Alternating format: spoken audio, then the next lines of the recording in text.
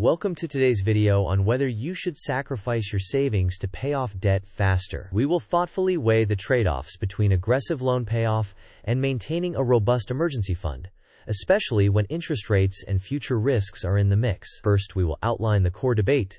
Then we'll explore the interest rate fallacy. Next, we will cover when it might make sense to trim your safety net. And after that, we'll look at future financial shocks and foundational retirement priorities. Finally, we will test your knowledge with short quizzes and wrap up with a clear decision framework you can apply immediately. Here is what you will learn today. We will define the debt versus defense dilemma, break down the interest rate fallacy, evaluate when to shrink an emergency fund, plan for future financial shocks, prioritize foundational retirement moves, and close with a practical decision flow you can use. Along the way, we will challenge assumptions and help you align the math with your risk tolerance. Agenda 1. The dilemma of debt versus defense. 2.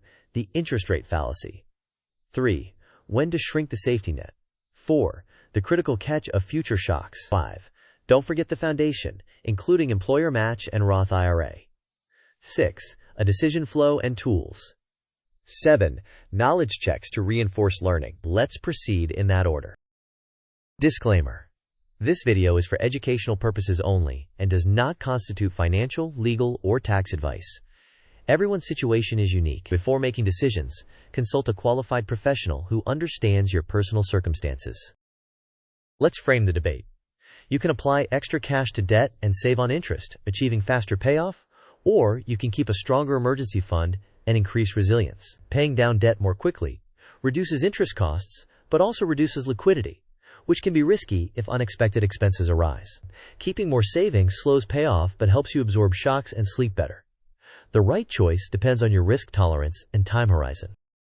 Now let's challenge the interest rate fallacy. Moderate loan rates, often between 5 and 6.5%, compete closely with high-yield savings accounts that commonly pay 4 to 5%. The gap between them is narrow.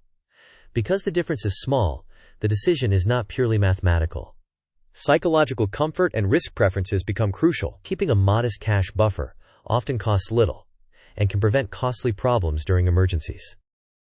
Let's compare strategies. The debt attack approach accelerates principal reduction, lowers total interest paid, and brings debt freedom sooner, but reduces liquidity and may increase stress if an emergency occurs. Defense savings builds a stronger cushion, reduces the likelihood of relying on expensive credit, and provides flexibility for unexpected changes, but slows down debt payoff and slightly increases total interest paid over time.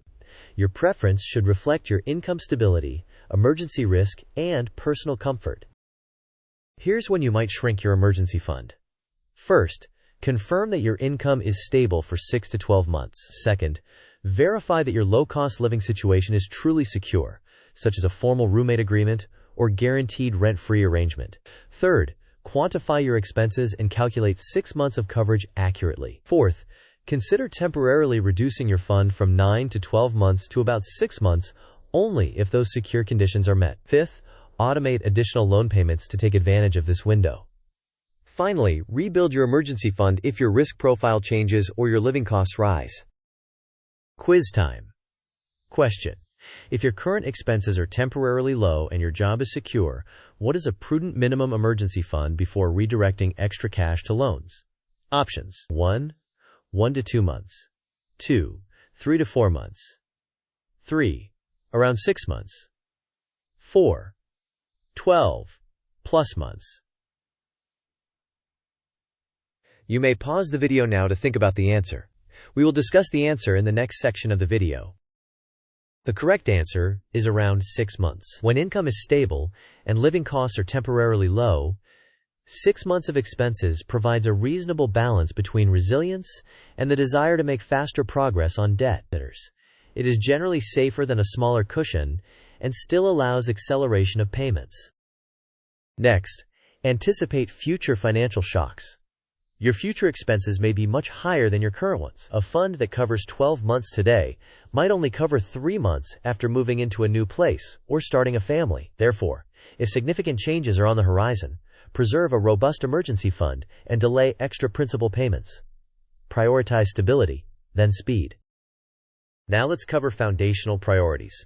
Always capture your employer match, because it is effectively a guaranteed return. Prioritize tax-advantaged accounts, such as a Roth IRA, especially if you expect to be in a higher tax bracket later. Balance near-term debt payoff with long-term wealth building, and avoid the opportunity cost of missing compounding. These steps often beat the benefit of slightly faster debt payoff.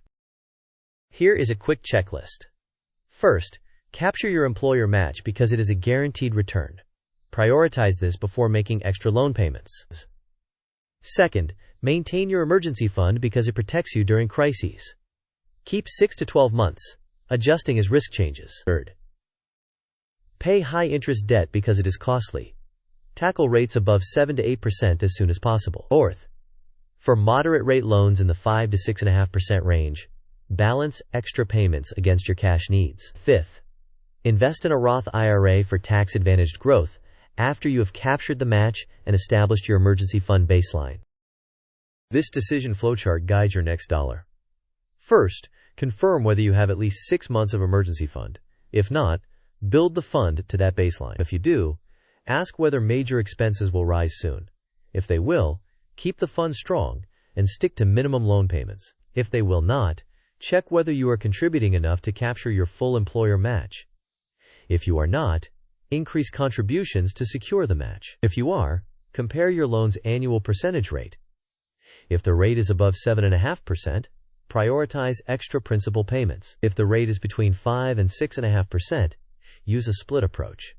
Direct some money to your emergency fund or investing, and some to the loan. If the rate is below 5%, generally prioritize your emergency fund and investing. Reassess quarterly or whenever your life changes materially.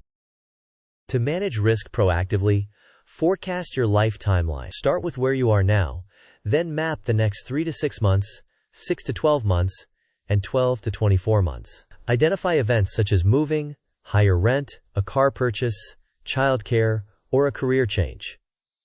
Align your emergency fund size with the most likely and most costly scenarios. Reassess quarterly or after any major change.